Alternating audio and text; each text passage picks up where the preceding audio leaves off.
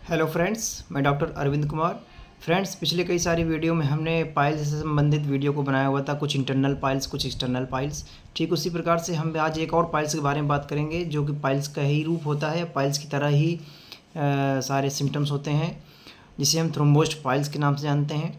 तो फ्रेंड्स, आज हम इस वीडियो में थ्रोम्बोज्ड पाइल्स, जो कि कभी कभी या जो पाइल्स होते हैं इंटरनल, उनमें वेन्स में जो ब्लड होते हैं उनमें क्लॉट कर जाता है, तो स्थिति थ्रोम्बोज्ड पाइल्स कहलाती है। या कभी कभी एनल वर्ज से बाहर के साइड में भी कोई वेन्स जो होती हैं वहाँ पे ब्लड का कलेक्शन हो जाता है, या अचानक से वेन्स सूज जाती हैं, वहाँ पे ब्लड जो होता है वेन्स में क्लॉट कर जाता है, तो उसे थ्रोम्बोज्ड पाइल्स कहते हैं।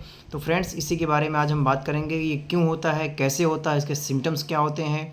आज के समय में बहुत कॉमन थ्रोम्बोज्ड पाइल्स भी बहुत कॉमन हो चुकी है, जो कि कभी कोई पेशेंट पाइल से नहीं परेशान होता है, लेकिन फिर भी उसे जब कभी कोई वेन्स में ब्लड का क्लॉट हो जाता है तो थ्रोम्बोज्ड पाइल्स का रूप लेती है, जो कि एकदम स्वेल कर जाती है, लंप लाइफ स्ट्रक्चर हो जाता है, और उसमें पेशेंट बहुत ही ज़्यादा, उसमें इतना सीवियर पेन होता है, ईचिंग होती है कि उसे उठने बैठने में, किसी भी काम को करने में वो कंफर्टेबल फील नहीं करता है, डिस्कम्फर्ट उसको बना रहता है। तो इसके बारे में जानते हैं कि थ्रोम्बोज्ड पाइल्स कैसे होता है। दोस्तों, सबसे पहली बात तो ये समझिए कि थ्रोम्बोज्ड का जो अर्थ होता है कि वो होता है कि एक ब्लड का क्लॉट बन जाना वेन्स के अंदर। जैसा कि कभी कभी जो पाइल्स होती हैं उसमें भी ब्लड इकट्ठा रहता है, वो कभी कभी क्लॉट कर गई तो थ्रोम्बोज्ड हुआ।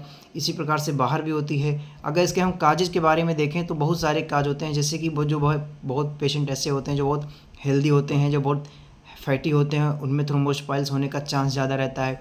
इसके साथ ही जैसे जो वेट लिफ्टिंग का काम करते हों, या बहुत भारी सामान को उठा के ले जाने वाला या लेके आने वाला काफ़ी समय तक करते हैं, या बहुत ज़्यादा सीढ़ियों पे चढ़ने का काम जो करते हैं काफ़ी हैवी वेट को लेके।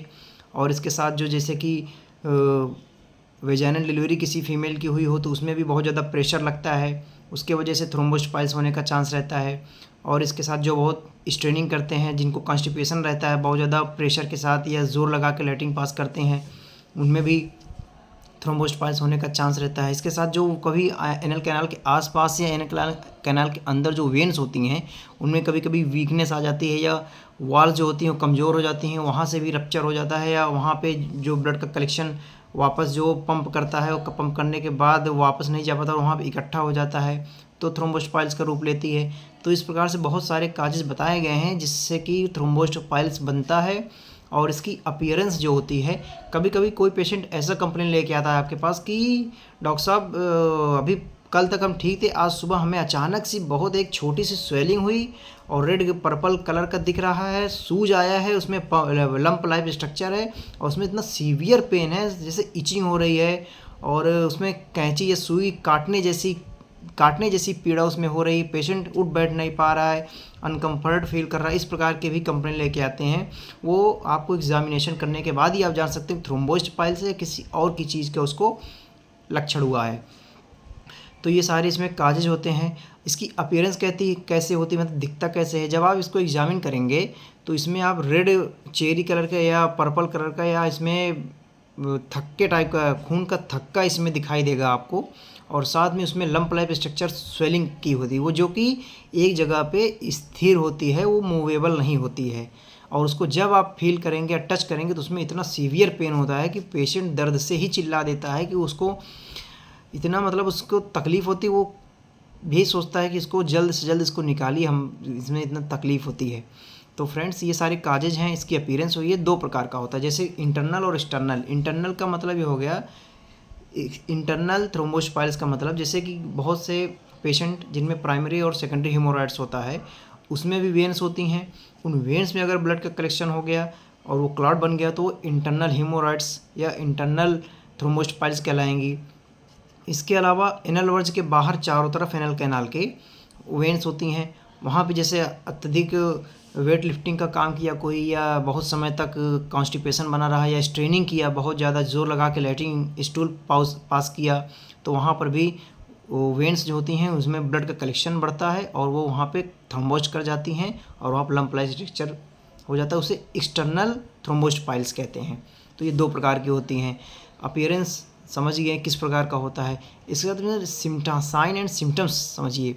जैसे कि जब भी कभी किसी को थ्रोम्बोसिस पाइल्स होगा, सबसे पहला कंप्लेन जो होता है, सबसे मेन कंप्लेन वो होता है कि सीवियर पेन, ऐसा पेन कि वो बर्दाश्त करने लायक नहीं होता है।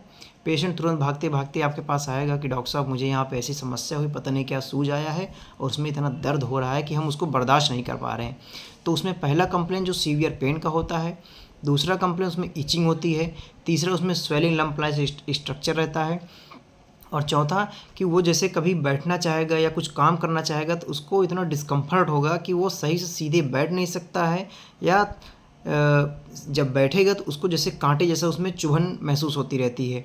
और साथ में जब भी स्टूल पास करेगा, अगर प्रेशर पड़ेगा तो उसमें जैसे तनाव बैठने पे आता है, उसमें भी जैसे उसे लगता है कि फटने वाला है और दर्द बहुत सीवियर होता है। ये सारे इसमें लक्षण होते हैं। तो इसमें हम अगर ट्रीटमेंट के बारे में बात करें तो उसमें 2 प्रकार के ट्रीटमेंट होते हैं। जैसे कि एक्यूट कंडीशन में कोई थ्रोम्बोसिस पाइल्स किसी को हुआ तो उसमें आप ये 48 आवर्स तक इसमें जो है थ्रोम्बोसिस पाइल्स, जो थ्रोम्बोसिस ब्लड का क्लॉट बना हुआ होता है वेन्स में, उसमें इतना पेन होता है कि उसमें वो 48 घंटों तक पेशेंट परेशान ही रहता है। उस स्थिति में आप कभी कभी जैसे कि कुछ कंजर्वेटिव ट्रीटमेंट दे सकते हैं, जैसे कि कुछ पेन किलर्स दे सकते हैं, कुछ उसमें लग्जेटिव दे सकते हैं ताकि लैट्रिन के दौरान उसको ज़्यादा उस पर प्रेशर ना पड़े। इसके साथ आप उसमें सीट से बात करवा सकते हैं। ये सारी चीज़ें आप उसमें देख कर सकते हैं, लेकिन 2 से 3 दिन करने के बाद थोड़ा बहुत तो रिलीफ, 20% रिलीफ मिल जाता है बहुत से लोगों को, लेकिन बहुत से लोगों को रिलीफ मिलता भी नहीं और उसका हम सर्जरी करते हैं। फिर सर्जरी के माध्यम से उस क्लॉट को वहाँ से निकाला जाता है, तो फिर उस पेशेंट को आराम मिलता है। तो इसमें 2 ही प्रकार के इसके ट्रीटमेंट, एक कंजर्वेटिव, एक सर्जिकल। कंजर्वेटिव में आप कुछ मेडिसिन दे सकते हैं, कुछ उसमें सेट्स बाद बता सकते हैं उस पेशेंट को जो है कि ज़्यादा जैसे हैवी वेट ना उठाए, सामान्य तरीके से अपनी लाइफ स्टाइल को 2-3 दिनों तक परफॉर्म करें। इसके बाद अगर नहीं ठीक होता है तो उसमें आप उसको सर्जिकल प्रोसीजर के माध्यम से उस क्लॉट को निकाल सकते हैं। क्लॉट को निकालने के बाद उसमें डेली ड्रेसिंग 2-4-10 दिन कर दीजिए, और कुछ दवाइयाँ जैसे कुछ एंटीबायोटिक्स, कुछ पेन किलर्स, कुछ एंटासिड वगैरह देते रहिए, और साथ में कुछ स्टूल सॉफ्टनर देते रहिए, जिससे पेशेंट को रिलीफ मिल जाता है। तो फ्रेंड्स, थ्रोम्बोसिस पाइल्स को कभी भी हल्के में ना लें। जब भी कभी अचानक गुदा मार के आसपास ऐसी कोई विचित्र संरचना आपको दिखाई दे कि स्वेल कर गया है, जिसमें हमें पेन हो रहा है, तो उसको अपने नज़दीकी डॉक्टर से कंसल्ट ज़रूर करें, उसको हल्के में ना लें। कभी कभी ये इतना सीवियर पेन करता है, कभी कभी ये बर्स्ट भी कर जाता है, फट भी जाता है, तो पेशेंट को हैवी ब्लीडिंग भी होती है। क्लॉट तो निकलता है लेकिन उसके अंदर कुछ वेन्स भी होती हैं, तो उसमें से ब्लीडिंग भी होती है, जिससे पेशेंट को लगता है कि मुझे बवासीर हो गया, बवासीर फट गया, ऐसे भी कंप्लेन लेके लोग आते हैं। तो उसको आप अपने नज़दीकी डॉक्टर को दिखाइए, उसकी सलाह लीजिए और उसका सही ट्रीटमेंट करें। तो फ्रेंड्स, आज हम अपने वीडियो को यहीं पर रोकते हैं। आशा करता है आपको इस वीडियो को कुछ जानकारी इससे मिली हो। धन्यवाद।